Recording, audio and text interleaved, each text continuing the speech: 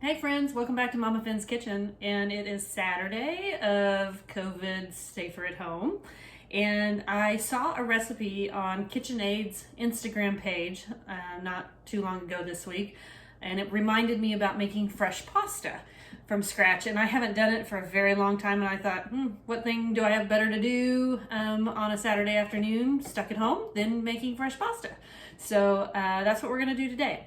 You're going to need a few things in order to do this. A pasta roller, a pasta machine of some type is going to be very helpful.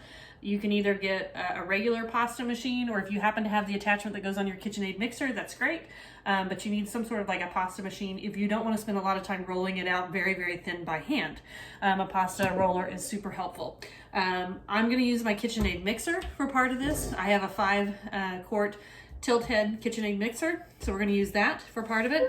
And in order to do that, we need the paddle blade, and then we also need the dough hook. So you need to make sure you have that. Otherwise, the only ingredients that go into fresh pasta are some all-purpose flour. You'll need 4 large eggs and a little bit of water. So I put a little bit of water in here. So that's the ingredients. That's all we need to get started. So we're going to attempt to make fresh pasta here. I made some earlier, but we're going to make another batch, and I'm going to stick it in the fridge and the freezer so that we have it for some upcoming meals. But we're going to get started by measuring out some flour. So let's talk about measuring flour just a little bit, okay? So I know we've talked about it a little bit before, but we're going to talk about it again. In measuring flour, I keep my flour in a canister on my countertop, and that flour tends to compact itself while it's sitting, and it just kind of settles into the container. In order to measure flour properly, we want to make sure that we kind of loosen that flour up. So just take a spoon, a slotted spoon, or a whisk or something like that, and just kind of fluff up your flour. Give it a little bit of air that you want to put in there, and we're going to measure out 3.5 cups of flour. So get your 1 cup measuring cup, and then we're just going to spoon lightly, we're just going to spoon lightly our flour into our measuring cup. And just gently spoon that in there.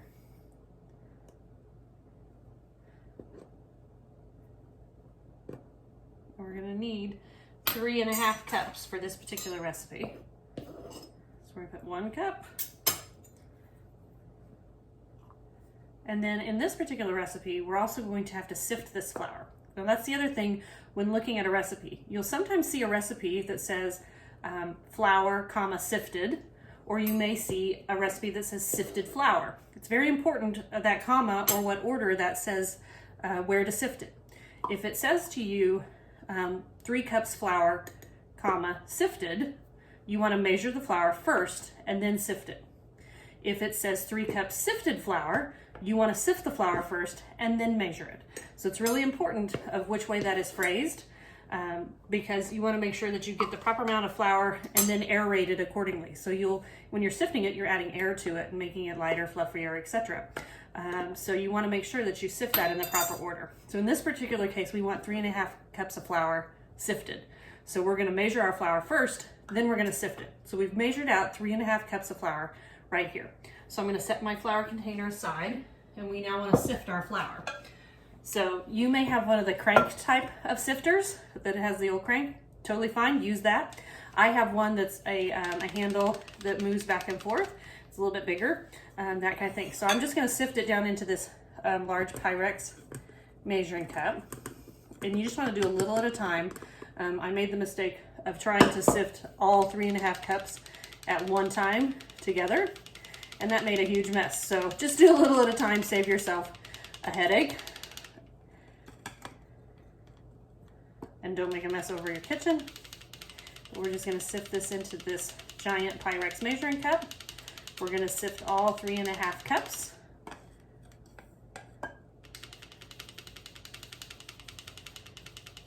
Doesn't take very long at all to do this.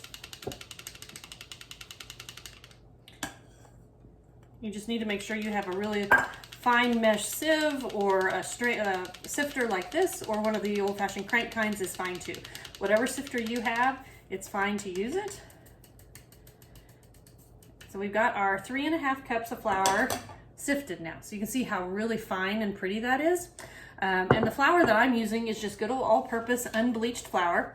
Happens to be from somebody local here in Kansas. In Kansas, we have a flour mill called the Stafford County Flour Mill. They make Hudson cream flour, and then this is their Stafford County brand as well, the Hudson cream all-purpose flour. In Kansas, you can buy it at our grocery stores, at like our local Dillon's / Kroger, at Hy-Vee, things like that. Or also here, you can buy these little tiny 2-pound bags, which are really convenient, at our local Dollar Tree. So you can get this 2-pound bag for $1 at Dollar Tree here in Kansas. And it is fantastic flour. It's local here for us, and I love supporting local businesses out in Stafford County in Hudson, Kansas. So if you're local for around here, get it. Go to Dollar Tree. You can buy it for $1. You can buy a couple of bags. When I'm not using them, if I buy them in advance, I just throw them in the freezer, and then I pull them out, let them come to room temperature, and put it into my container.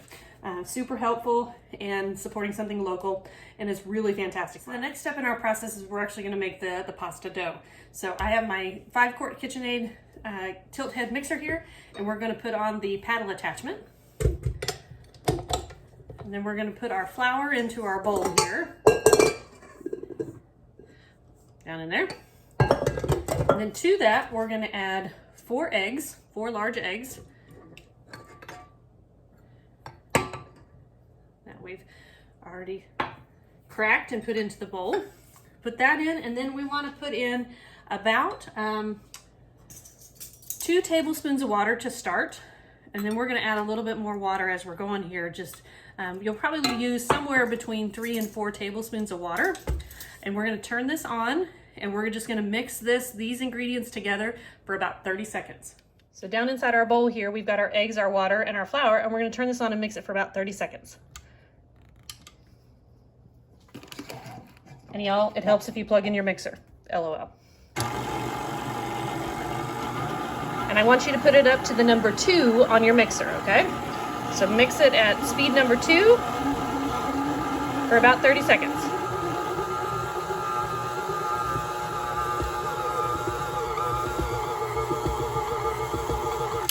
Okay, see how that's kind of starting to make a little bit of a dough? Not totally, but a little bit. We're going to add about another tablespoon of water.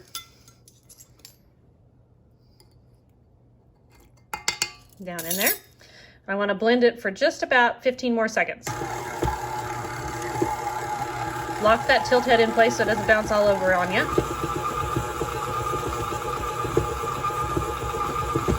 You can see that's starting to kind of come together into a dough. Okay, so now we're going to take our paddle blade out of there, and then we're going to add in our dough hook. We're going to lift this out, clean off our paddle blade here.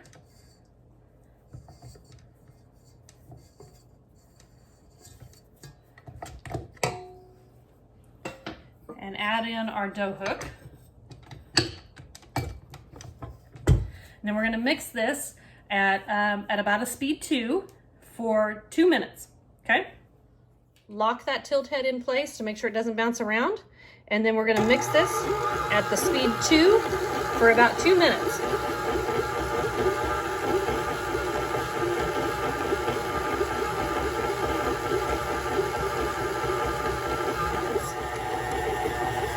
So we've been mixing for about 40 seconds now, and you can see that it's starting to sort of come together as a ball, but we're going to need just a little bit more liquid. So we're going to add in just about 1 more tablespoon of water.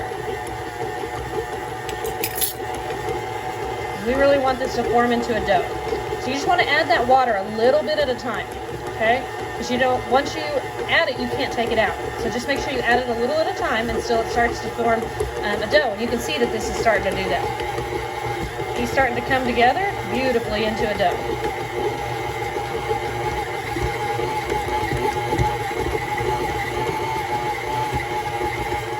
Okay, kids, we've really kind of started to come together here as a dough. So we're going to turn off our machine, and we're going to take that dough out, unlock our head, and you can see it has come together as this kind of beautiful dough.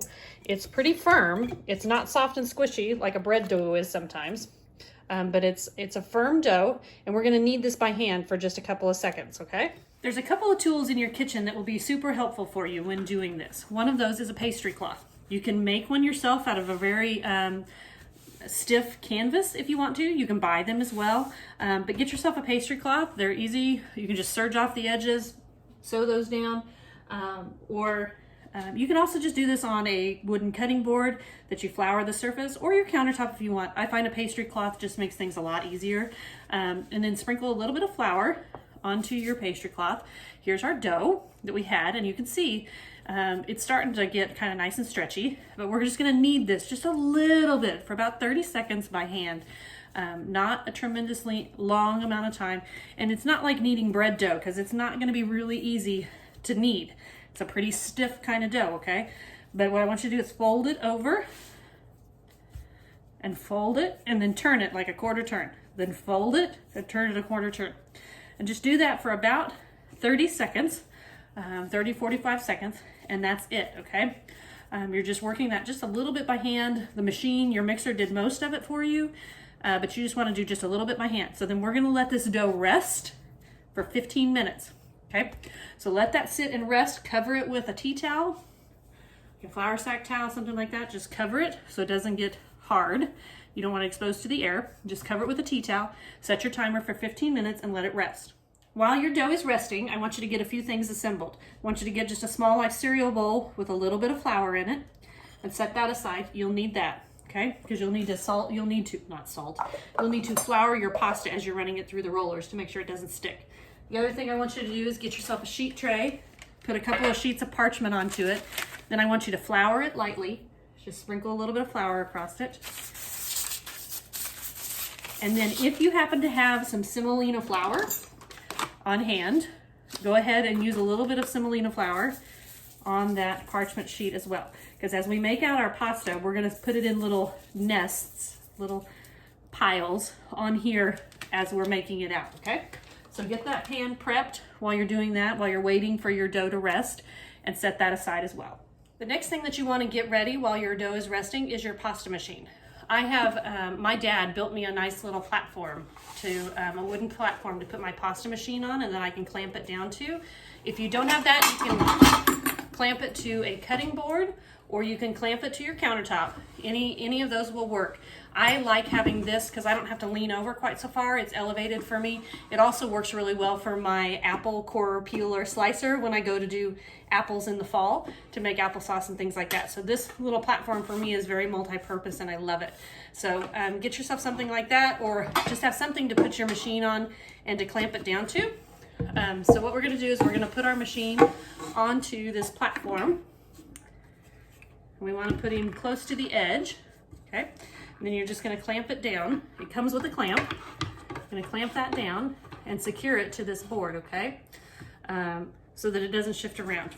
And if you want to keep the clamp will keep it on here. If you're putting it onto your countertop or onto a cutting board, you may wanna take a damp towel and put it under the machine so it doesn't slide around on you.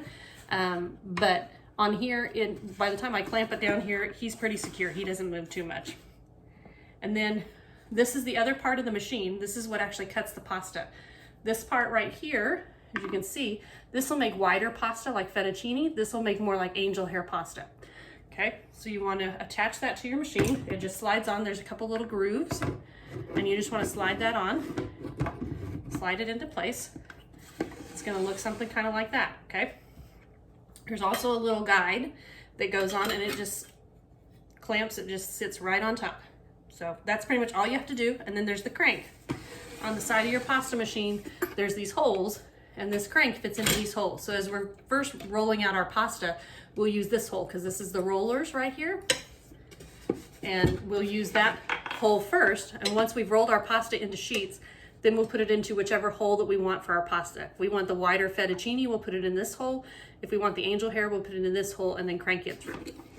Okay, so you can get your pasta machine ready while you're waiting for that pasta to set and while it's resting. So you put your handle in, and then it's just a crank. It's very easy. So once our pasta has rested, we'll get it rolling, and we'll get it rolled through these beautiful rollers and into our pasta. So while we're waiting on our pasta dough to rest, I want to talk to you about this machine just a little bit. We talked about the crank on the side, but I want to talk to you about this dial here that's on this side as well. So there's a dial that has a push button, and then you can shift it. This is the levels of it rolling it out from thickest, which is 6, all the way down to 1. So as we start out, when we start out rolling our pasta, we're gonna start out on a 6. It's gonna take our very thick one and make it to a thinner level of thickness on our pasta.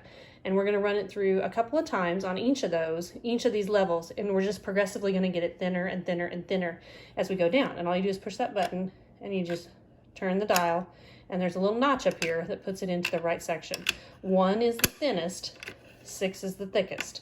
Okay, so we're gonna use that as we're going forward as we roll out our pasta. Okay, so our dough has rested now for 15 minutes. We're gonna take the tea towel off. I'm gonna just barely press it down to kind of make it into somewhat of a little bit flatter portion. And then we're going to use a bench scraper or a very sharp knife, and we're just gonna cut off a little chunk. I want you to cut off a chunk that's about 1 inch wide, okay, something like that. And then we want to cover up this dough because we don't want it to dry out while we're working with it, okay? So cover that back up with your tea towel. And then we're going to make sure that we've, some of the flour that's left on your pastry cloth here, just flour this gently, and we're gonna kind of flatten it with our palm into a little bit of a rectangle, sort of, okay? So now it's kind of flattened like this, and we're gonna start cranking this through our pasta machine. It's set on that number 6, so that's gonna be our first number that we wanna crank it through on, okay? So we're just gonna feed it right in here on the top and just gradually crank that through, and you're gonna see it kind of coming right out here, and that, it significantly made it longer. So I want you just to flour that gently again and running through on the number 6 again. Just like that, okay? It's great. It's starting to get a lot thinner, as you can see, and it's gonna continue to get longer as we go. We're gonna shift that dial down to the number 5, and we're gonna crank him through 2 times on a 5. You're gonna get your arm workout in while you're making fresh pasta. And you can see that it's just gradually getting thinner and thinner. We're gonna crank that down to a 4, and we're gonna roll him through 2 times on a 4. And I'm gonna make fettuccine here, so I'm gonna go all the way down to a 1. So we're gonna do this through 2 times on the 4, and you can still see that we've still got plenty of flour on here. If you start to see that you don't have enough flour, take that little bowl that you had and sprinkle a little bit of flour on here, because you don't want this to stick going through your rollers. Okay, so keep it nice and floured. We're gonna run it down to a 3. Feed it through and crank him on through, and then just gently guide it out. You can see my hand as he's coming out of that machine.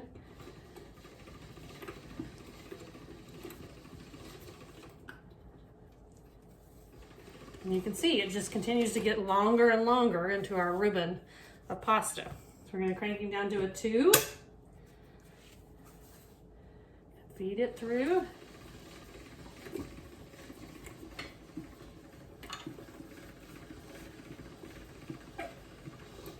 And now you're starting to see really nice thinness. It's coming through here. He's getting much longer, as you can tell. And we're gonna go down to our last one here on a 1. Get him nice and thin.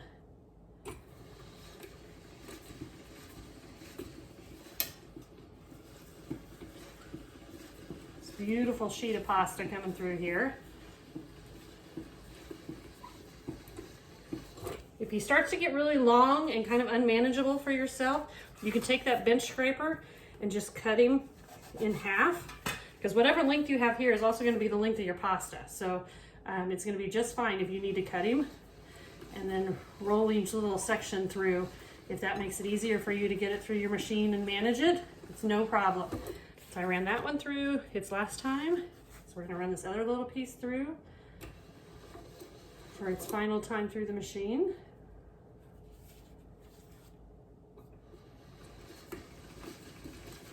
On the 1 setting, you can see that we have these beautiful sheets of pasta now. I mean, they are beautifully thin. They're gorgeous. And then we're gonna flip, and we're gonna take our handle, and we're gonna put it in that notch that's for the noodle portion. I want to make sure that you can see this, so I'm gonna try my very best to make sure you get a good view of this as it's coming out. So we're gonna lay it on, and we're gonna crank that through, and you can start to see those noodles come right out the bottom. Isn't that fantastic? And if you want, you can lay it on this guide tray and it'll help you just roll it right through. Cuts that pasta into beautiful fettuccine strips. I'm gonna feed the other half of this one through.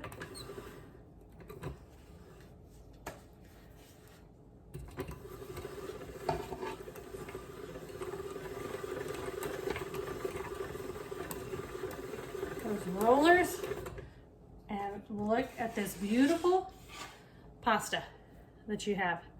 Now, I want you to take a little bit of that flour that you have in your bowl over here, and we're going to sprinkle just a little bit of flour on here because we want to get that coated so that it doesn't stick together. Just a little bit of that flour, coat that pasta so it makes these beautiful ribbons. And then that sheet tray that you prepared ahead of time, grab it, and we're gonna take this and we're just gonna put it into a little pile on this sheet tray, kind of a little nest, a little pasta nest. You can kind of roll it around on that semolina flour that you got there. Then we're gonna take another tea towel and we're gonna cover it up so that it doesn't dry out while we're working all of our other little nests, and just setting back aside. And then I want you to cut off your next chunk. Now, as you get into this dough, you can see that he's gonna be longer as you go. If you need to, when you cut off your next section, because if he starts out this long, when you start pressing him through, he's gonna get really long. So if you want, just cut that in half. Just make it manageable. Make it something easy, start small, make it manageable for you to use, okay? So that as you're rolling out all these pastas, because the last thing you wanna do is get it stuck through the rollers, it gets kind of a mess. And just make sure that you're keeping it floured as you go so that you are sure that nothing sticks in there and it is really manageable for you, okay? You can use this pasta to make the fettuccine, you could make angel hair, or you could even just take the sheets, when you have the nice sheets out, cut off the ends, make sure it's kind of square, do 2 of those, and you could use a little bit of an egg wash down the centers. You can make ravioli and then just cut them into squares. Use that egg wash between them to seal the pasta together, press it down, and you can make yourself some ravioli with whatever filling that you want. So I'm gonna continue making all these pastas out, and we'll show you what it looks like when we're all done. Beautiful, look at these beautiful little nests of fettuccine.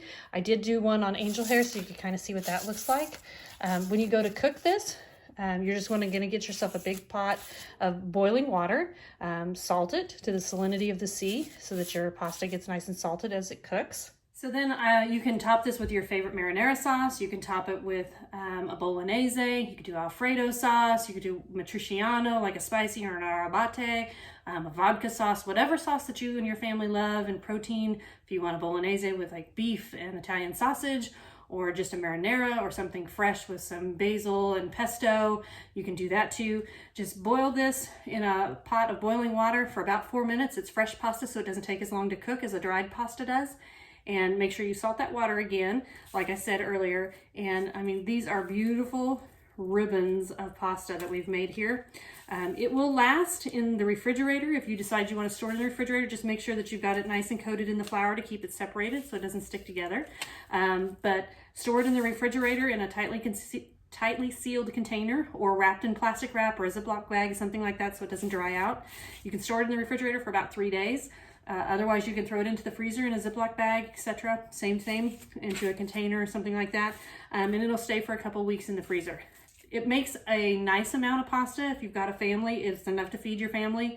For my husband and I, we can probably get 2 or 3 meals out of this for us. So I will put it into the refrigerator and we'll use it throughout the week. I've got some bolognese sauce that we're gonna make a spaghetti bolognese, something like that, a couple times this week. And it's going to make a great meal for us and pretty quick to put together. So thanks for joining me in Mama Fin's kitchen. Stay safe, stay healthy, take care of one another, and we'll see you next time.